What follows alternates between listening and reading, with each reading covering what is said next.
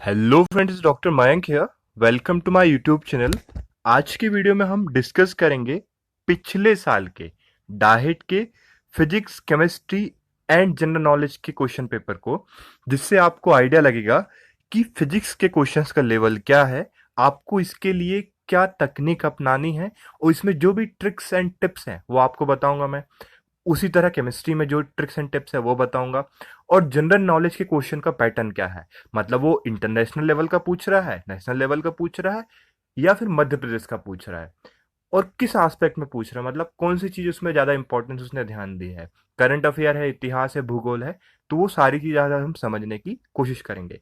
तो फ्रेंड्स, इस वीडियो को आपको लास्ट तक देखना है ताकि आप किसी भी पॉइंट को छूटे ना। और आपको ये भी बताना है इस वीडियो के आखिरी में कि भैया आपको नेक्स्ट वीडियो किस टॉपिक पे चाहिए, तो ताकि उस टॉपिक को स्ट्रेस करते हुए मेरा नेक्स्ट वीडियो बने। तो चलिए स्टार्ट करते हैं आज का वीडियो। तो दोस्तों, हम स्टार्ट करेंगे फिजिक्स के साथ। तो फिजिक्स का जो पहला प्रश्न है वो ये लिखा है कि एक यूनिफॉर्म इलेक्ट्रिकल मैग्नेटिक फील्ड है, दोनों की डायरेक्शन क्या है, सेम है। यदि पॉजिटिव चार्ज को प्रोजेक्ट किया जाए उसी डायरेक्शन के अलॉन्ग, तो उसकी पाथ क्या होगा, उसका पाथ होगा स्ट्रेट लाइन, क्योंकि किसी भी तरह का डिवीजन नहीं है, क्योंकि इलेक्ट्रिकल मैग्नेटिक फील्ड कैसी है, आपकी सेम डायरेक्शन में। यदि परपेंडिकुलर होती है तो कैसा होता है, हेलिकल पाथ होता है। समझे? अब दूसरा पाथ इसमें क्या लिखा है, in a myopic eye the image of a distant object, यदि जो अदूरदर्शी मतलब दूर का ऑब्जेक्ट नहीं देख पा रहे हैं, तो कहां पे बनेगी इमेज, आगे बनेगी रेटिना के आगे। सिंपल क्वेश्चन है। अब लिखा है यूनिवर्सल गैसेस कांस्टेंट का फॉर्मूला क्या आपको पता है, सीपी माइनस सीवी। बड़ा सिंपल क्वेश्चन है। फोर्थ क्वेश्चन में आओ। अब इसमें लिखा है कि body is throne with the velocity you, एक बॉडी है उसको वेलोसिटी यू के साथ फेंका गया फ्रॉम द सेम पॉइंट, उसी सेम जगह से, लेकिन हर बार हमने दो बार फेंका तो दोनों बार क्या होगा, एंगल आपका अलग अलग होगा। ठीक है? और उसकी रेंज लेकिन सेम है। उसकी हाइट कितनी है, h1 और h2 है, तो h1 प्लस h2 कितना होगा, h1 प्लस h2 कितना होगा, उसका आंसर है u स्क्वायर बाय 2g। ये थोड़ा सा मॉडरेट लेवल का क्वेश्चन है, तो यदि आपको नहीं भी आएगा तो ऐसी कोई दिक्कत नहीं है, यदि आप इसको बस थोड़ा सॉल्व करना है फॉर्मूले लगा के, है ना। अब पांचवा क्वेश्चन है, टू कोहेरेंट सोर्स है जिनकी इंटेंसिटी का रेशियो क्या है, 81 और 1 है।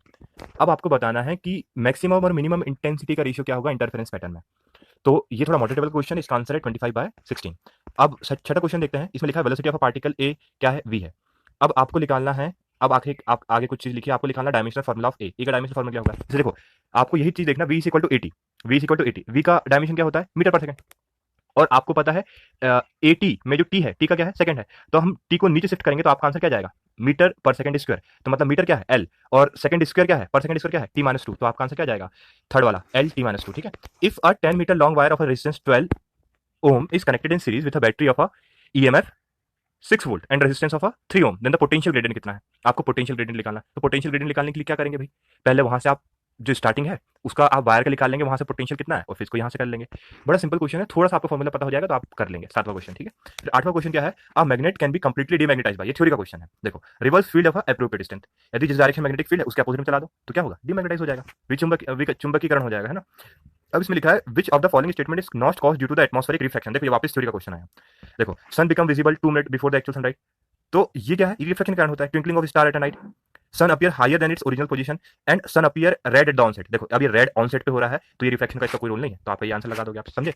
अब 10वां question, a concave mirror with a radius of a curvature 0.2 metre form a image of an object 0.1 metre high place 0.8 metre in the front of mirror. तो साइज बताना आपको, साइज का फॉर्मूला आप लगाएंगे, आपका सिंपल सा आपका आंसर आ जाएगा। ठीक है? फिर उसके बाद लिखा है एक आउल, अभी देखो वापस क्वेश्चन आएगा, an owl is able to see properly even in a dim light. जैसे डिम लाइट में क्यों देख पाता भैया, देखो ऐसा हम बोलते हैं ना, रात मतलब रॉड, रात मतलब रॉड, और कोन्स मतलब जो कोन सेल होते हैं मतलब वो दिन में, कोन मतलब कलरफुल। तो देखो इसमें ज्यादा क्या होंगे, large number of rod cell होंगे। तो फोर्थ ऑप्शन देखो क्या लिखा आपका, वो आपका करेक्ट है।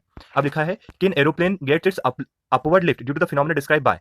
अपवर्ड लिफ्ट क्यों होता है भैया, ये होता है बर्नौलिस के प्रिंसिपल के अनुसार। ये भी थ्योरी का क्वेश्चन है। देखो, थ्योरी क्वेश्चन ज्यादा है, बस आपको कॉमन कॉमन चीज याद रखना, एग्जांपल तो याद ही कर लेना, एनसीईआरटी में जितने लिखे ना कि भैया इस फिनोमेना का एग्जांपल क्या है, इस फिनोमेना का एग्जांपल क्या है, उसी से डायरेक्ट क्वेश्चन पूछ रहे हैं। अब इसमें लिखा है in electromagnetic wave the amplitude of electric field कितनी है, 1 वोल्ट पर मीटर, और फ्रीक्वेंसी वेव की कितनी है, आपका एम्पलीट्यूड लिखा है, आपको फ्रीक्वेंसी दी है। If the wave is propagated along the z axis then the average energy, energy density आपको बतानी है। तो एनर्जी डेंसिटी आपको बतानी है, तो आप फॉर्मूला पुट करेंगे, आपका आंसर आ जाएगा। ज्यादा टिपिकल क्वेश्चन है, आपको फॉर्मूला पर ध्यान रखना, बड़ा सिंपल 2 लाइन का क्वेश्चन है। ठीक है? अब लिखा है which of the following is not related to a generator, generator से कौन सी चीज रिलेटेड नहीं करती, स्प्लिट रिंग नहीं होती है एसी जनरेटर में, है ना। बाकी सारी चीज होती है, मैग्नेटिक फील्ड, आपका स्लिप रिंग, आर्मेचर, सब होता है। अब लिखा है two identical galvanometer they are connected to a metre and a millimetre. अब आता है as compare to a shunt resistance of a metre, तो शंट रेजिस्टेंस ऑफ मिलीमीटर क्या होगा, more than the metre. Shunt resistance millimetre का क्या होगा, ज्यादा होगा। ठीक है? ये थ्योरी क्वेश्चन है। How many angstroms are there in 1 nanometre. Angstrom का मतलब क्या होता है, 10 टू पावर माइनस 10, और नैनोमीटर का मतलब क्या होता है, 10 टू पावर माइनस 9। तो भाई देखो 9 से हम 10 पे गए तो कितना हो जाएगा, 10 टू द पावर 1। आंसर देखो, सिंपल क्वेश्चन है। अब लिखा है when a bar is placed near a magnetic field and it is repelled then the material of the bar is, magnetic field पे रखे और वो क्या गया, दूर चला गया, तो ये डायमैग्नेटिक है। ये पक्का करके जाना, हर बार ये क्वेश्चन फंसता ही है, डायमैग्नेटिक फेरोमैग्नेटिक, एक बार इनको देख के जाना, एनसीईआरटी में डायग्राम लिखे हैं, ठीक है। ये नोट कर लेना कि पक्का इसमें से क्वेश्चन आएगा। देखो ज्यादा क्वेश्चन थ्योरेटिकल है, फिजिक्स में अपन सोचते हैं कि हम क्वेश्चन करें, लेकिन क्वेश्चन बेस्ड आ ही नहीं रहे हैं, डायरेक्ट फॉर्मुला बेस्ड, ठीक है। अब इसमें क्या है, देखो electrical field E across a conductor is related to a current density J, तो जे से कैसे रिलेट करती है, E is directly proportional to J. इतना सिंपल क्वेश्चन है। अब देखो हम आधे क्वेश्चन करने पे आ रहे हैं, 20 क्वेश्चन अभी हमारे हो जाएंगे। अब लिखा है the net torque acting on the rotating system is zero, which one of the following will be a non zero constant, इसमें से कौन सी चीज नॉन जीरो कांस्टेंट होगा, इसमें से आपका एंगुलर मोमेंटम क्या होगा, नॉन जीरो, एंगुलर मोमेंटम तब भी होगा। यूनिट ऑफ पावर कितनी है, जूल पर सेकंड, सिंपल है, जूल मतलब ई बाय टी, हमको पता है ना, work done upon time is equal to power. अब आता है the number of a the mass number of helium and sulphur are this, तो ratio of a nuclear radii of sulphur and helium कितनी होगी, ये कितनी आ जाएगी आपकी न्यूक्लियर रेडी, 2 आ जाएगी, ठीक है। अब 22वां question, angular resolution of a 24.4 centimetre diameter telescope, angular resolution कितना है एट वेवलेंथ, तो आपको एंगुलर रिजोल्यूशन निकालना है। तो देखो आपके पास क्या लिखा है, डायमीटर लिखा है और वेवलेंथ लिखी है, तो बस आपको इसमें से क्या निकालना है, आपको इसका एंगुलर वो निकालना है, समझे। तो इसका आंसर आ रहा है 10 टू द पावर -6 आ रहा है, ये आपको थोड़ा कैलकुलेट करना है। थोड़ा सिंपल क्वेश्चन है, आपका एंगुलर उसका फॉर्मूला लगा देंगे, आपका आ जाएगा। मतलब बड़ा टिपिकल क्वेश्चन नहीं है कि आपको पूरा एक दो पेज के क्वेश्चन करना है, ऐसा नहीं है। The mass M of any nucleus varies with its volume S, जो मास होता है किसी न्यूक्लियस का, उसके वॉल्यूम के साथ कैसे वेराई करता है, उसके वॉल्यूम के साथ, समझे। तो मतलब क्या बोलेंगे, जितना ज्यादा मास होगा उसको उतना ज्यादा क्या होगा, वॉल्यूम होगा। The velocity of a particle at an instant is 10 metre per second, after 3 second its velocity will be 16 metre per second. तो एक्सेलरेशन क्या है, देखो फाइनल वेलोसिटी कितनी है 16, इनिशियल वेलोसिटी कितनी है 10, उसको कितने डिवाइड करना है 3 से, तो आपका आंसर आ जाएगा 2, क्योंकि देखो 16 माइनस 10 कितना होता है 6, और 6 को 3 में डिवाइड करके कितना आएगा 2 आएगा। सिंपल क्वेश्चन पूछा यार, ज्यादा बड़ा क्वेश्चन नहीं है। Velocity of a bullet is reduce from the 100 metre per second to 50 metre per second while travelling through a wooden plank of a thickness 10 centimetre, है ना। तो वेलोसिटी क्या करी है, पहले कितनी थी वेलोसिटी 100, बाद में कितनी थी 50, तो 50 माइनस 100 कितना आएगा, 50 माइनस 100 कितना आएगा, आपका जाएगा -50, है ना। तो अब उसकी रिड्यूस कर गई है, तो अब आपकी थिकनेस इसमें लिखिए, थिकनेस कितनी है 10 सेंटीमीटर की इसकी थिकनेस है। तो आपको इसमें रिटार्डेशन वाला फॉर्मूला में क्या करोगे, देखो आप कौन सा फॉर्मूला लगाओगे, आप इसमें फॉर्मूला लगा सकते हो, आपको एक्सेलरेशन निकालना है, आपको क्या दिया है, वेलोसिटी दी है और डिस्टेंस दी है, तो इसमें आप फॉर्मूला कौन सा लगाओगे, v square minus u square is equal to 2as। तो v स्क्वायर कितना हो जाएगा, फाइनल वेलोसिटी कितनी है 500 का स्क्वायर कर देना, फिर नहीं सॉरी 50 का स्क्वायर कर देना, फिर 100 का स्क्वायर कर देना, ऊपर करें तो उसको किससे डिवाइड कर दोगे आप, डिस्टेंस से, 10 सेंटीमीटर मत करना, इसको मीटर में पहले कन्वर्ट कर लेना, आपको जो भी आंसर आएगा ये आपके सामने। बड़ा टिपिकल क्वेश्चन है, बहुत ही आसान क्वेश्चन है। अब लिखा है 26वां question, the frequency of rotation of a charge particle undergoing the circular motion in a uniform magnetic field is independent of, उसकी स्पीड के इंडिपेंडेंट होती है। तो अब 27वां क्वेश्चन, जो टोटल रेजिस्टेंस है, दो रेजिस्टर को जब सीरीज में कनेक्ट करेगा उसका रेजिस्टेंस कितना है 9 ओम है, जब पैरेलल में कनेक्ट करेगा कितना है 2 ओम है, तो अब दोनों रेजिस्टेंस की आपको बताना पड़ेगा कि उनका रेजिस्टेंस की वैल्यू कितने होगी, है ना। तो ये आपका आ जाएगा 3 एंड 6। यदि आपको नहीं भी आता है तो आप डायरेक्टली क्या करेंगे, क्वेश्चन से आप निकालने की कोशिश करेंगे, जैसे 3 और 6 उसको उसमें किस में कनेक्ट करें, सीरीज में कनेक्ट करें, कितना आ जाएगा 9 आ जाएगा। तो देखो 8 + 1 भी 9 आएगा, 7 2 9, 5 + 4 9, ठीक है। लेकिन आप उसको पैरेलल में करके देखो, पैरेलल में सिर्फ आपका कौन सा आएगा, देखो ओनली ऑप्शन आपका जो बचेगा वो थर्ड बचेगा। अब इसमें 28वां क्वेश्चन है, if a point mass m is placed at the centre of a spherical mass m and the radius r, then its net gravitational force on the mass m due to the cell will be कितना होगा 0, अंदर कोई होता ही नहीं है, समझे। अब आता है a student has a measured the length of a wire इतनी इतनी, the number of significant figures in the value is equal to, कितने सिग्निफिकेंट फिगर्स हैं 1 2 3 4 5, तो नहीं है, देखो आखिरी के जो 4 है ना 1 2 3 एंड 4, वो आखिरी के मतलब 0 के बाद के, तो वो सिग्निफिकेंट फिगर्स हैं। 0 पॉइंट के बाद देखना आपको 0 4 6 9, ये आपके 4 सिग्निफिकेंट फिगर है। उसके बाद आप कितने भी जीरो लगा सकते हो, उससे कोई फर्क नहीं पड़ेगा। 30 question, parsec is the unit of, किसकी यूनिट है, डिस्टेंस की, ये पता होना चाहिए। अब इसमें लिखा है a person is suffering from the myopia where he is not able to see the distant object, to correct this defect of a vision, तो इसको कौन सा लेंस लगाना पड़ेगा, कॉन्केव लेंस लगाना पड़ेगा। ये लेंस वाला हर बार क्वेश्चन रिपीट करा है, तो आपको इस पर थोड़ा ध्यान देना है, एक बार देख लेना मायोपिक के लिए कौन सा लगाओगे, ठीक है। ये सारे आपको लेंस पता होना चाहिए।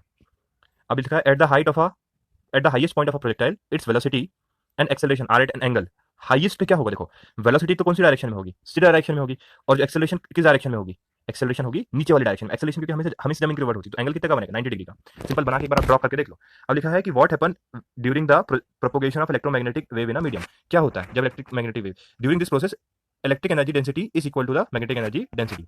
What will happen to the resistance if a piece of a copper and a piece of a germanium are cooled from a room temperature to the 80 Kelvin? Room temperature से 80 केल्विन पे हमने इसको ले गए, मतलब क्या करें, बहुत एकदम नीचे वाले टेम्परेचर पे ले गए, तो रेजिस्टेंस का क्या फर्क पड़ेगा, रेजिस्टेंस क्या बढ़ेगा इंक्रीज होगा, तो आंसर आपका रहेगा कि रेजिस्टेंस क्या कर जाएगा, बढ़ जाएगा। क्योंकि देखो उसमें क्या होता है, जितना हम ठंड में जाते हैं, मतलब जितना टेम्परेचर का करते हैं कम करते हैं, इलेक्ट्रॉन की मूवमेंट क्या हो जाती है, कम पड़ जाती है, उसकी एनर्जी कम हो जाती है, तो जब इलेक्ट्रॉन मूव नहीं करेंगे तो रेजिस्टेंस क्या होगा, बढ़ जाएगा, सिंपल सा लॉजिक है। अब इसमें लिखा है a transistor when operated in a gamma emitter model, इसका ये कुछ कुछ आपको वैल्यू लिखिए, तो वोल्टेज गेन बताना, थोड़ा टिपिकल क्वेश्चन हो सकता है, बस थोड़ा सॉल्व करोगे तो आ जाएगा आपको, ठीक है। अब 36वां question, a block of a wood of a mass 100 gram slide down on a incline plane, एक 100 ग्राम का एक वुडन स्लाइस है, वो इंक्लाइन प्लेन में उसको स्लाइड करा, if the speed of the block decreases from the 20 metre per second to 10 metre per second, तो thermal energy कितनी प्रोड्यूस होगी। देखो एनर्जी है, एनर्जी का फॉर्मूला क्या होता है, एनर्जी को हम कैसे कर सकते हैं, एनर्जी और मास का आपका पूछा है, ठीक है। तो हाफ एम वी स्क्वायर का फॉर्मूला लगाओ, सिंपल सा, हाफ एम वी स्क्वायर का फॉर्मूला आप लगाओ। तो देखो फाइनल वेलोसिटी कितनी है 20, इनिशियल वेलोसिटी कितनी है 10, तो 10 माइनस 20 करोगे तो 10 माइनस 20 करोगे कितना आएगा, 10 आ जाएगा, 10 10 100। तो आपका जो आंसर आ जाएगा वो 15 जूल के आसपास आएगा। आपको ग्राम में नहीं करना, आपको इसको करना है केजी में करना है, सारी स्टैंडर्ड यूनिट लेके चलना, ये गलती नहीं करना बिल्कुल भी। अब तो 36वां क्वेश्चन करते हैं। एक मास है जिसका मास कितना है, m है, जिसको स्प्रिंग से लगाए हैं तो उसकी फ्रीक्वेंसी f है। यदि मास को 4 गुना बढ़ा दी तो इस फ्रीक्वेंसी के ऊपर क्या फर्क पड़ेगा, फ्रीक्वेंसी आधी हो जाएगी, ठीक है। ये है। अब लिखा है relative permeability of a paramagnetic substance कितनी होती है। मैंने बताया था पैरामैग्नेटिक, डायमैग्नेटिक, इस पे क्वेश्चन आ चुके हैं, देखो 3 क्वेश्चन आए तो आपको करना ही है। तो ये जो यूआर है दैट इज मोर देन 1। तो चलिए अब 39 क्वेश्चन करते हैं। एक रेडियो एक्टिव न्यूक्लियस है, वो एक्स जो है उसका क्या होता है, डिसइंटीग्रेशन होता है। तो जब एक्स का डिसइंटीग्रेशन होगा तो अल्फा डीके होगा, अल्फा डीके में 2 आपके प्रोटॉन निकल जाएंगे। तो एक्स1 कितना है, एक्स1 का कितना होगा आपका 90 होगा। फिर उसमें बीटा डीके होगा तो फिर क्या रह जाएगा, बीटा में इलेक्ट्रॉन निकलता है तो फिर भी आपका 90 रहेगा। तो x2 भी आपका कितना हो जाएगा 90। फिर उसके बाद क्या होगा अल्फा डीके, तो फिर कितना हो जाएगा वो 90 से कितना जाएगा 88। लेकिन गैमा डीके होगा तो आप वो एक प्रोटॉन बढ़ जाएगा।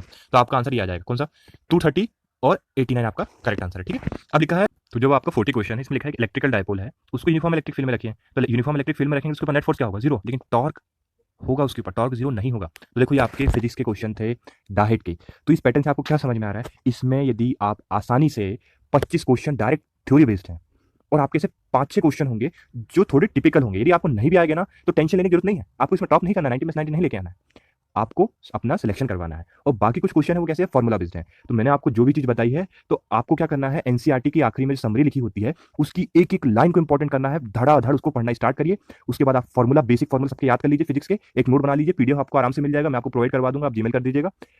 अब ये आपका फिजिक्स का लेवल था। अब हम केमिस्ट्री की ओर मूव करेंगे। तो केमिस्ट्री आप समझने की कोशिश करिए किस लेवल का केमिस्ट्री का क्वेश्चन पूछा गया है। तो अब स्टार्ट करते हैं हम केमिस्ट्री क्वेश्चन को सॉल्व करना। इसमें आपको आइडिया लगेगा ऑर्गेनिक के कितने हैं, इनऑर्गेनिक के कितने हैं, फिजिकल केमिस्ट्री के कितने हैं और कितना आपको ये देखना है। देखो ये पहला क्वेश्चन आपका केमिस्ट्री का है, उसमें लिखा है इसमें से कौन सा आयोनिक कंपाउंड है। देखो तो कार्बन के जितने होते हैं सब ऑर्गेनिक कंपाउंड होते हैं। देखो तो CCl4, कार्बन के बाद क्या होता है सिलिकॉन, तो सिलिकॉन भी क्या है ऑर्गेनिक कंपाउंड है। HCl तो एकदम कंप्लीट ऑर्गेनिक कंपाउंड है। तो आपका MgCl2, क्योंकि MgCl2 किसमें टूट जाता है +2 Mg और Cl नेगेटिव में, ठीक है। Which one of the following is a carboxylic acid, carboxylic acid इसमें से कौन सा है बताओ, कार्बोक्साइलिक एसिड इसमें से टार्टेरिक एसिड, ठीक है। अब इसमें लिखा है कि विच among the following exhibit the Schottky defect, Schottky defect किसमें देखने को मिलेगा NaCl में। तो ये शॉर्टकी डिफेक्ट, फ्रेंकल डिफेक्ट, ये सारे के सारे आपको अच्छे से याद करके जाना है यार, एज इट इज पूछे जाएंगे, ज्यादा दिमाग लगाना ही नहीं है, ठीक है। अब इसमें लिखा है अ डी बॉर्गी वेवलेंथ है जिसकी मास कितना है, बॉल का मास कितना है 10 kg, वेलोसिटी कितनी है 10 मीटर पर सेकंड। तो वेवलेंथ आपको निकालनी है, मास दिया है ये दिया है, आप डी ब्रॉगली का फॉर्मूला लगाइए आपका आ जाएगा आंसर, ठीक है।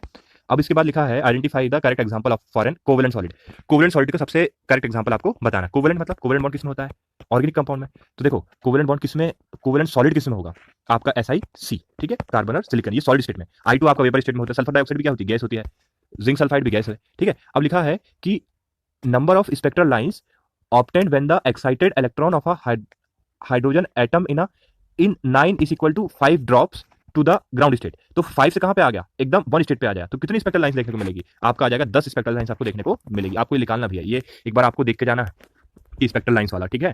फिर लिखा in which one of the following reaction does C bond formation take place, इसमें से कार्बन कार्बन बॉन्ड किसमें देखने को मिलेगा, बेंजीन और इथाइल ब्रोमाइड वाले रिएक्शन में, ये देख के जाना है। थोड़ा अच्छा क्वेश्चन है, लेवल अच्छा है। तो अब 8वां क्वेश्चन देखते हैं। इसमें लिखा है 9800 ग्राम का H2SO4 है, वो वेस्ट प्रोडक्ट के रूप में निकलता है फर्टिलाइजर से।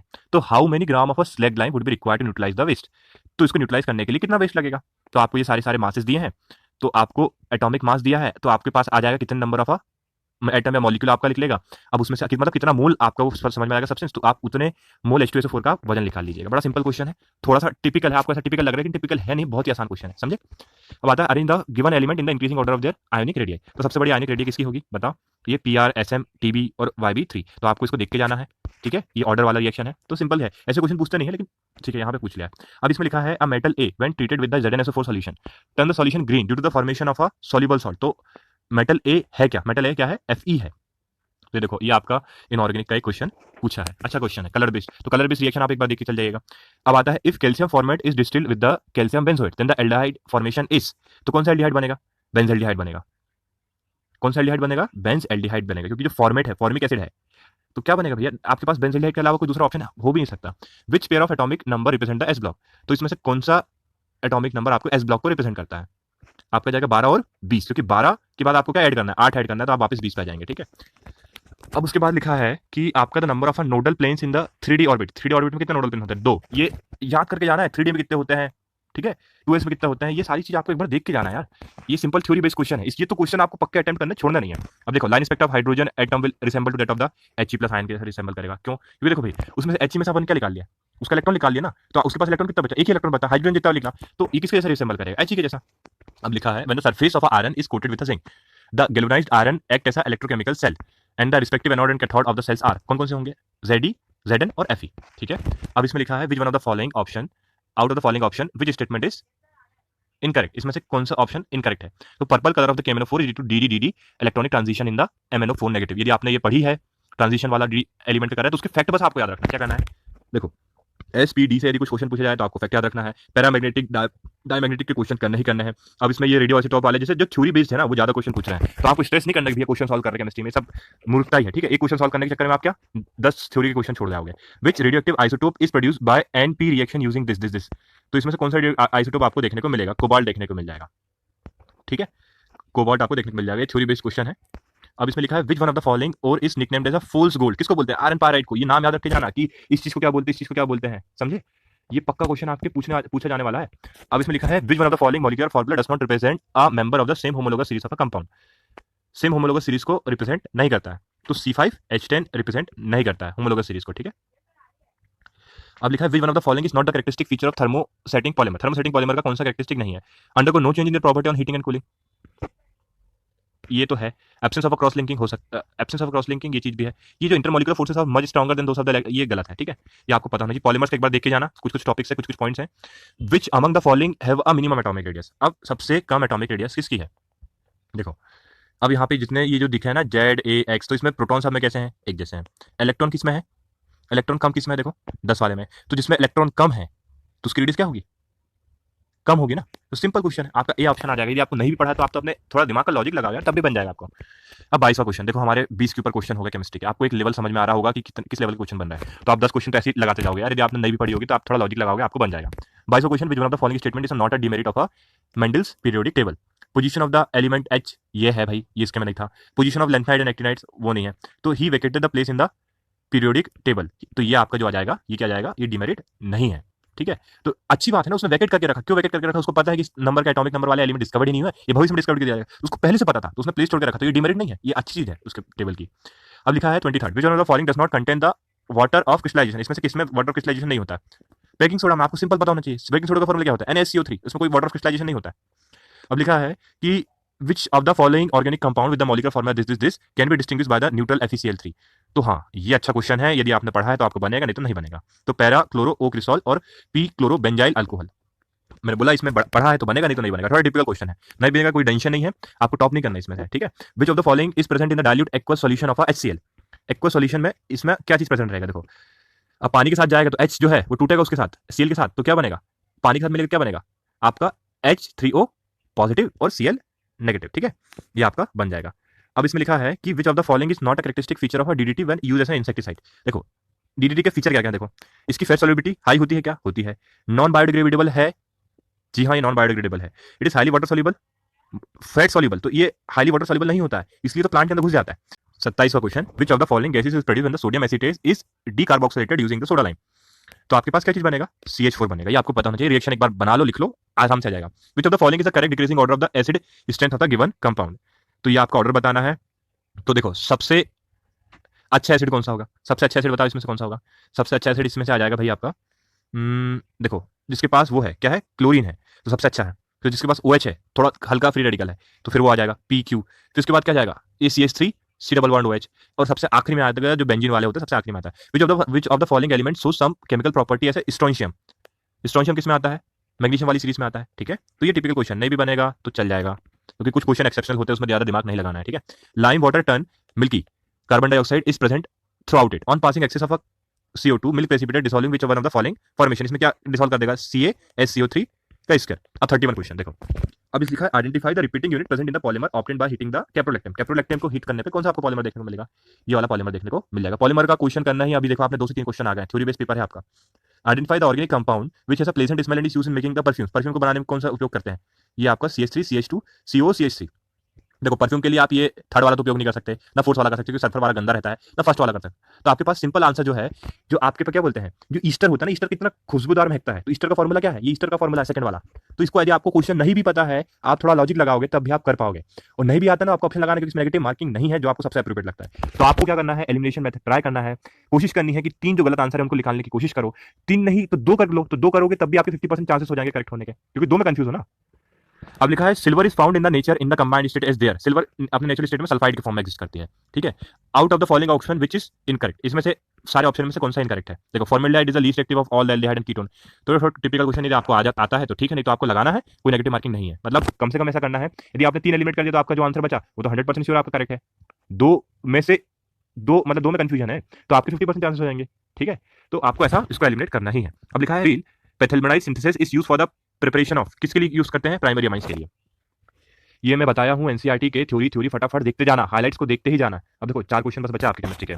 Out of the following option which is incorrect, इसमें से कौन सा इनकरेक्ट है, डायरेक्ट आंसर देखो, all metal oxide react with the water to give the salt and acid. ये बात क्या है, गलत है, ठीक है।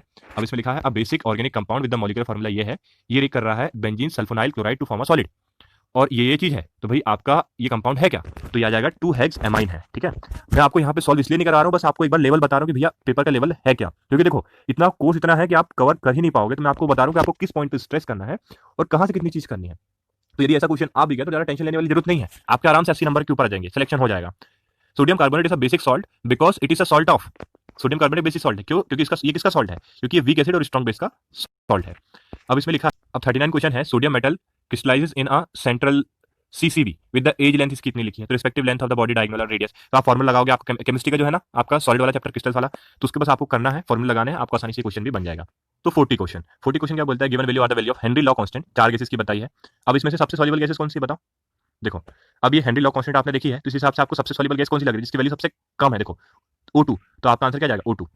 अब आता है, अब हम जीके के क्वेश्चन देखें, तो जीके के क्वेश्चन से आपको बहुत अच्छा आइडिया लगेगा कि आपके किस लेवल के क्वेश्चन पूछे गए, ज्यादा हिस्ट्री पे स्ट्रेस किया किस चीज पे। देखो पहला क्वेश्चन क्या बोलता है, Pradyota dynasty is the ancient dynasty that belong to the mahajanapada which ruled over. तो ये मध्य प्रदेश वाला क्वेश्चन है भैया, मत्स्य मालवा वत्सा अवंती है ना, तो ये आपका जाएगा अवंती, जिसको इंदौर बोलते हैं ना।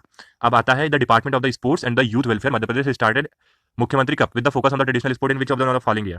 तो देखो ये मध्य प्रदेश वाला क्वेश्चन है, तो आपको मध्य प्रदेश का जीके करना है 2015। अब लिखा है which among the following district of the Madhya Pradesh does not passes through the Tropic of Cancer, तो ये मध्य प्रदेश का आपको क्वेश्चन करना ही है, बड़वानी, ठीक है। अब लिखा है project VCR virtual classroom by the department, तो to bring the quality in the education has been named as, इसको बोला गया है विद्या, ठीक है। तो अब आपको क्या करना है, मध्य प्रदेश की जो सरकार ने जो अभी नई नई स्कीम लगाई है वो आपको पक्का पता होना चाहिए, और मध्य प्रदेश का थोड़ा बहुत GK.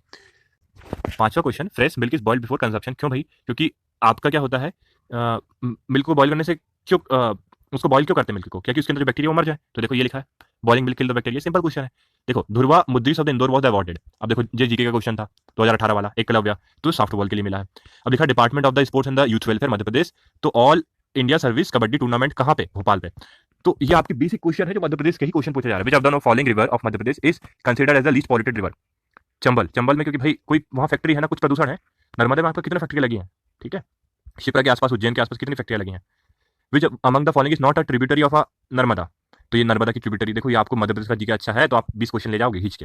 Which of the following is a non metal capable of conducting electricity, non metal तो है, जैसे देखो ग्रेफाइट कार्बन का मल के बना होता है लेकिन वो इलेक्ट्रिसिटी कंडक्ट करता है, आपने पढ़ा होगा 9वीं क्लास में। विच of the following is a noble gas, इसमें से कौन सी नोबल गैस है, आर्गन, हीलियम आर्गन वाला, याद करो। Among the following from Madhya Pradesh has win a silver medal in the RC, तो आपको जितना स्पोर्ट्स है, स्पोर्ट्स जो भी है मध्य प्रदेश का वो एक बार देख के जाना, करंट अफेयर में एशियन गेम्स में क्या करा मध्य प्रदेश वालों ने, ओलंपिक्स में क्या करा, जितने भी गेम्स है, ठीक है, वो देखना है। Where is the Indian Space Research Institute, वो कहाँ पे है, आपने सुना ही होगा, बेंगलोर में, ठीक है। अब इसमें लिखा है India fastest supercomputer was unveiled in which one of the following cities, Pune में, सिंपल है। Ujjain was the capital of Avanti. अब बात करते हैं in 2019 tech giant Google has unveiled which new app that aims to help the children, तो देखो ये थोड़ा टिपिकल जीके क्वेश्चन है, बन जाए तो ठीक, नहीं तो छोड़ देना, दिमाग नहीं लगाना। Kolkata dynasty of the Indore was founded by, किसने फाउंड करी थी, आपको पता होना चाहिए, Malhar Rao. The velocity of a body at rest कितनी होती है, 0, सिंपल फिजिक्स का क्वेश्चन है। कुंभ मेला इस उज्जैन में किस रिवर के लगता है, सिप्रा। अब लिखा है splitting of the white line into 7 component colour is called as dispersion. तो ये जितने भी आपके जीके के क्वेश्चन है बहुत ही सिंपल क्वेश्चन है। आपके मध्य प्रदेश का स्पोर्ट्स, मध्य प्रदेश का थोड़ा सा आपको क्या करना है, हिस्ट्री, मध्य प्रदेश की रिवर्स, इन सबको अच्छे से ध्यान से करना है, और पेपर के लिए घबराने की जरूरत नहीं है। मैक्सिमम टाइम आप क्या करना है, रिवीजन देना है। अब किसी नए टॉपिक को मत करना, बस जो छोटे छोटे पॉइंट्स हैं पिछले साल का जो पेपर है इसमें से मैं अभी बोल रहा हूँ आपको, कम से कम 1 से 2 क्वेश्चन तो इससे रिलेटेड फंस ही जाएंगे, तो टेंशन लेने की जरूरत नहीं है, बस रिवीजन करो, धड़ल्ले से करो, जल्दी जल्दी करो। और अच्छे से पेपर दे के और अपना सिलेक्शन करा ही लो कि आपको डाइट में आपका सिलेक्शन हो जाए। ठीक है, so thanks for watching this video.